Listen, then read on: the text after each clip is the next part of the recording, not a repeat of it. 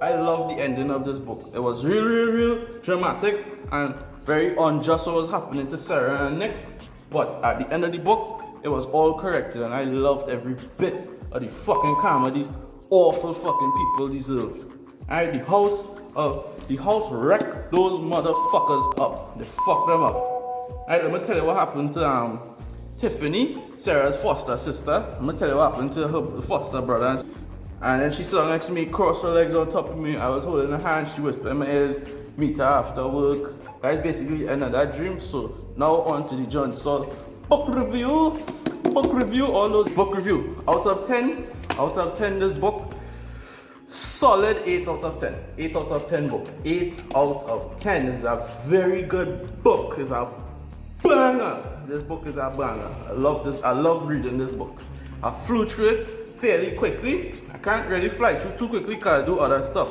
I just make videos, edit videos, I do my phone on the internet just like you guys is doing random shit on the internet. And sometimes my time is be a little split up, so I didn't get to fully submerge myself in this and just focus on reading. So while I did read, I blew through it quick because it's very interesting. Alright, I'm gonna just give you all a little tidbit about what this book is about. This book is about Sarah. Sarah is a girl who grew up in a different town with her father and mom. Her father, wife died, her mom died. She was adopted. I found that out later in the book. They adopted her. Right? Her mom died from cancer. Her father went down a downward spiral, became a drunk. In his time of being a drunk, he got in a fist fight, killed a guy by accident. He didn't mean to kill a guy. I'll just keep this in my videos. He didn't mean to kill a guy, killed the guy. On his way home drunk, Sarah went out looking for him on her bike. He coming home drunk, flying down the street, crashed into her, broke her hip, broke her leg. She become crippled. She become a little gimpy girl limping. So she get crippled, moved to a different town. The father obviously went to jail for killing her dude. Right? She moved to the next town. She got taken in by a foster family. The foster family, the Garveys, horrible fucking human beings. Terrible, fucking terrible. If what you think is terrible, they are. And she became friends with a dude named Nick, a next teenager, her next little weirdo. Alright, they became best of friends. Later on in the book, I then realized that was her half brother. So we were getting to that, right? So she became friends with Nick. Nick just hear voices in his head. Nick a little insane. Nick family okay, his mom okay, but his dad is a piece of garbage. Alright, but dad is a piece of garbage. Nick became friends with her, and then Sarah became friends with the art teacher. And later on, I would find out the art teacher was her mom, who gave her up for adoption after she got raped, right? And she was raped by Nick's father. Nick's father was a prison officer. I don't know what that means, but he raped the art teacher when she was a teenager, and she made Sarah and gave her up for adoption. And then Sarah came back to that town and would find out that that was her mom, right? And then Nick would find out he had a crush on this girl to find out this is his half sister, right? Because his father is a piece of garbage, right? But the Garveys were terrible. His father was terrible. The art teacher was cool, but everyone thought she was a witch because she lived in a spooky little big mansion house that used to be an insane asylum, like a little prison, right? And Nick was hearing voices because that had, I don't know, fucking spirits in the house, and he could hear the spirits in the house. So when he went to the house, he finally understood what was wrong with him, right? And he had a weird connection with Sarah because he's his half sister. So whatever she used to draw in art class, all the fucked up stuff she used to draw in art class, he would vision them. He would see them, and she would draw them, right? And he would hear the voices, and the voices directed both of them to that house to uncover what was the big mystery. They went to the art house, right? Okay, and the bullies, it had bullies. So it had a bully named Connor. Connor did not like Nick. So Nick always used to bully him. At a certain point in time, Nick was walking with Sarah past Connor's house. Connor jumped out this guy. What the fuck are y'all doing in my house? Get the fuck away from my house. And then he commanded his dog to jump over the fence to attack them. The dog, Nick put out his hand to protect Sarah when the dog was coming towards them. The dog very sliced open, and the guts was all over the floor. The bullies thought Nick did it, but Nick didn't have anything on him, so the fence killed the dog. The wire sliced open the dog belly. He thought Nick did it. and he wanted revenge against Nick and Sarah. He caught Nick at time, beat him up, break his ribs, damage him, and then he was going to Sarah now. But before he could even try to get to Sarah, okay, now the Garvey family had a son and a daughter. Terrible. But the daughter was more terrible. Alright, so she was in the car with Connor. She was thieving Sarah's medication and selling school painkillers. She was selling her painkillers. Sarah didn't know what was going on. So she was like romantic with Connor, and they were trying to fuck in the car. They were trying to bone in the car, and Sarah walking through the woods after they left the spooky house, her mom's spooky house. She didn't know at the time. She saw them, and then they went after them, and when they went after them, Tiffany spotted them and said, they're there, and then Connor marched the gash, and he was going to try to kill them. He wanted to bounce them and kill them, but before he could even do that, the road catch on fire magically. Nick paused the hand again. He fucking paused the hand again. The road catch on fire. He averted, crashed into a wall. The car, Tiffany got flung out the car catch on fire. Connor burned to death. I was like, yes, thank God, it have a God. Fucking little fucker catch on fire and burned to death. And these are teenagers, I don't give a fuck. If they're terrible, they're terrible. And I was so happy when Connor car caught on fire and was burned to death. I was so happy. And let me tell you what happened to the Garveys. So they went, all of them went, Connor's father, the sheriff, he went down to the art teacher house. The Garveys went down to the house, and Nick's father went down to the house. And the house was alive. The house has spirits and all that shit in it. So they got what was coming to them. Alright, so you had to read the book to find out what happened to those fuckers. Alright, but they disappeared, and that was basically the end of the book. The house deal with them and they disappeared. Alright, the name of the book is House of Reckoning. So the house wrecked them motherfuckers. The house wrecked them fuckers up. Read this book if you want to know what happened to them. Alright, 8 out of 10 book. I advise you read it. Alright. When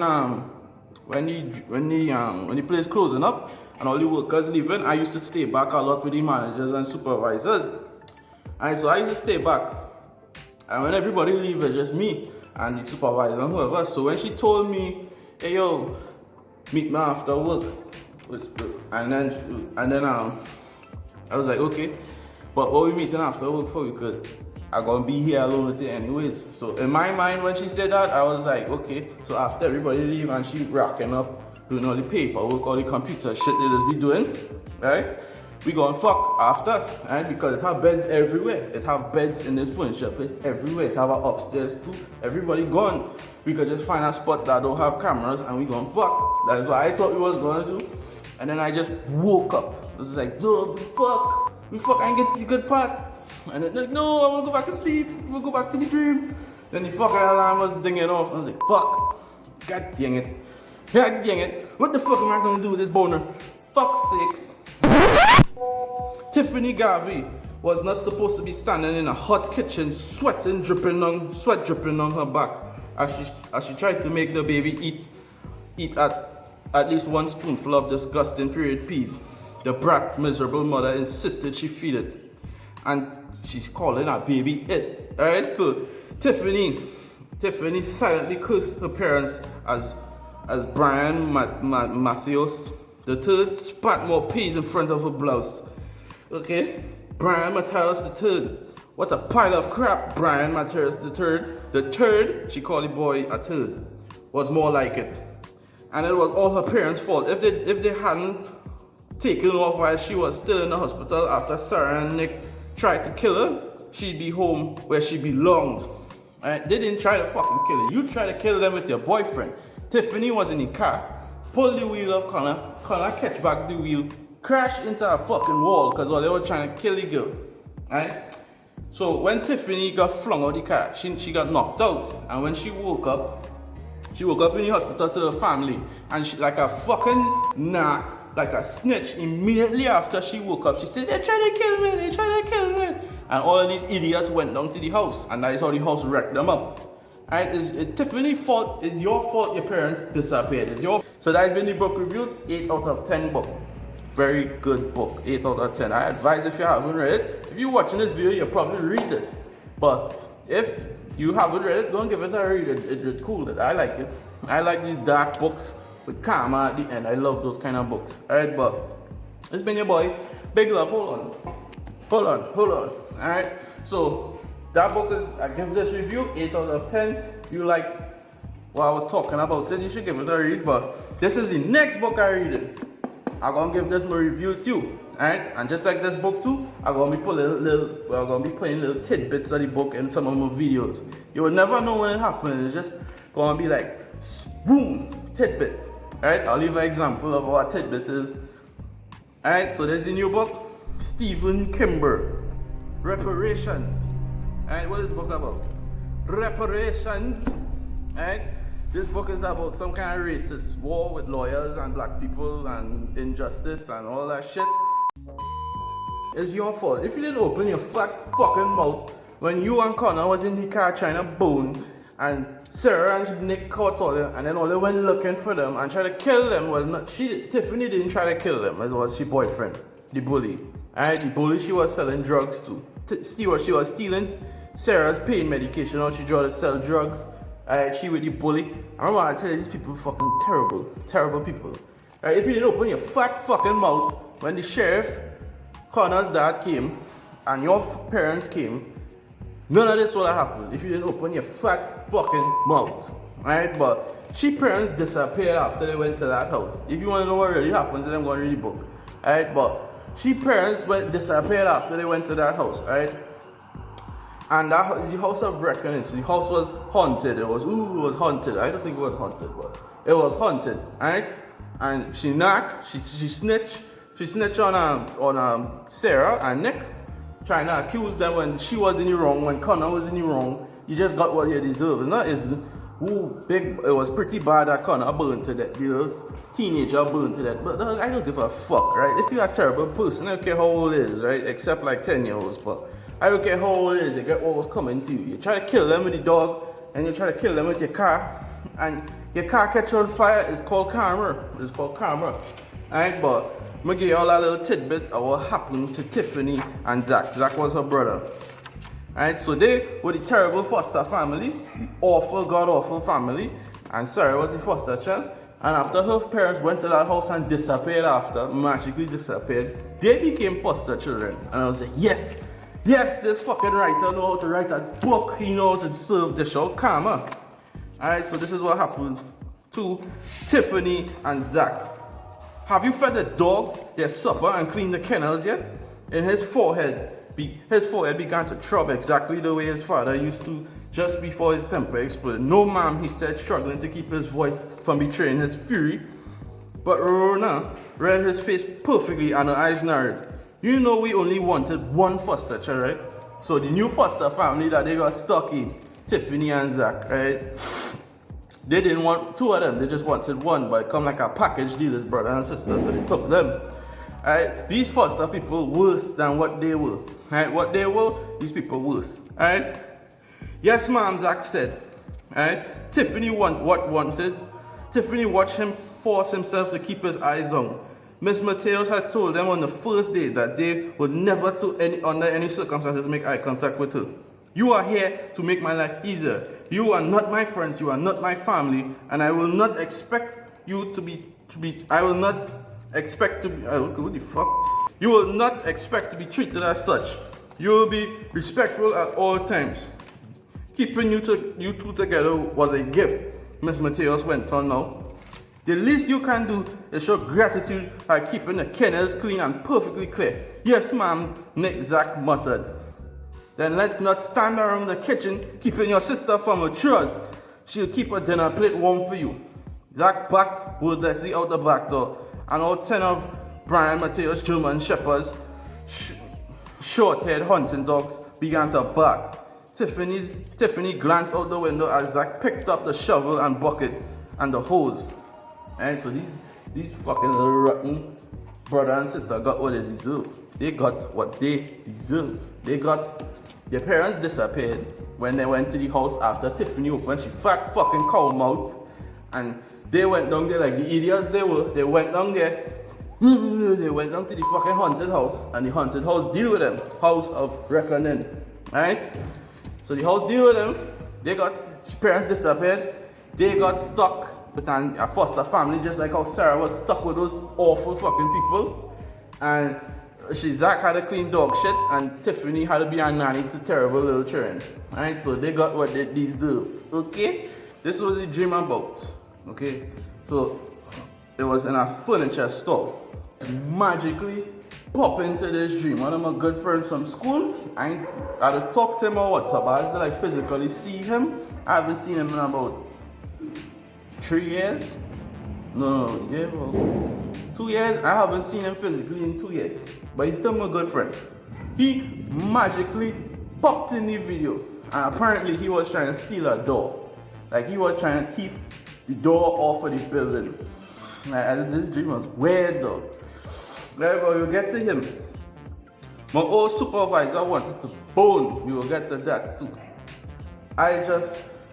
We were just hanging out in the store as usual.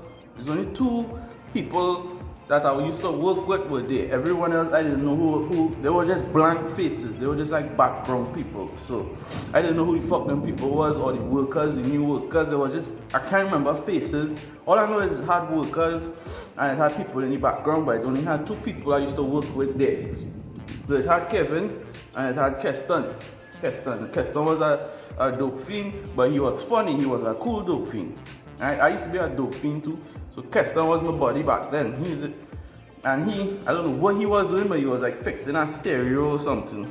Right? And we just hanging out in the store. And then I talking to my friend. I don't know how my friend from school get in this video, but he jumped in the dream. Right? He jumped in the dream, and he distracted everybody. So he just becoming a life of the party, distracting everybody. And in the background, we just hear blam, the door fall down. And it had a big hole in the door, like where the thing is push a key in. He had like an accomplice who was drilling around that curtain and where he locked the door. So the door fall blam, and he had the lock in his hand, and everybody watching him. And then his friend was like, he pointed to my partner from school. He said, is he telling me to do it? And everybody threw them out, called the police on them, right? Like, what the fuck going on? Who does thief the door to the building from a furniture place? Right? And his friend rat on him, he accomplice rat on him, them go on them way in trouble. Right? That is that part of the video. And then my old supervisor, like after they leave, for some reason we just didn't care what happened to them. So after they leave, me and my friend was sitting on like a couch, like a chair set, and we just ran, and then my old supervisor, Tamika, she come and sit down next to me, right? So I stay down here, and she come and sit down beside me, and then she crossed her legs over me, like she put all her legs on top of my legs, side beside me, she legs on top of my legs. And mind you, my old supervisor very attractive. Right? She was much older than me, and she used to flirt a lot, and she used to always massage me with her hands, and was dark and very vivacious. She was very thick legs, nice butt, big boobs, big old boobs, pretty face. She was hot, right? And she always be touching me and massaging and flirting, and I really wanted to bang her, right? Where I live in this country, I live very close to that furniture store. So like when I go in home, I just see that store every day. And I see her there sometimes, and sometimes she go wave, and I go wave, and then she go blow a kiss, and I'm like, got it, right? But if she's single, I might try a thing. Try a thing means I will try a thing, right? But she's hot, she's dark, just my type. I love them dark girls. Can't help it. I like dark girls. They just get my motor running. Girls my color, they do nothing for me. Dark girls and fucking girls with that other color, they do something for me. Right? Normal like light skin or white girls, they don't do nothing for me really. Like they look fire and I'm a little bit so they do nothing. Alright, but on to the book review. John Saul, House of Reckoning. Alright, first, rating it out of 10. Cause my time running out. because the space running out on my filming equipment. It's not even gonna call it fucking equipment. It's my phone I'm filming on, right? But the space running out. So I had to make these videos quick before the video just cut, and I don't want the video to erase or get corrupted or have an error. So I need to do this quick so I can catch it in time before the space runs out. So the fucking climate. Like, what this shit, dog? What this shit? What? That the climate is dog, the heat, it's so, the fucking heat, but it's disgusting, but it's like a little sliver of hell from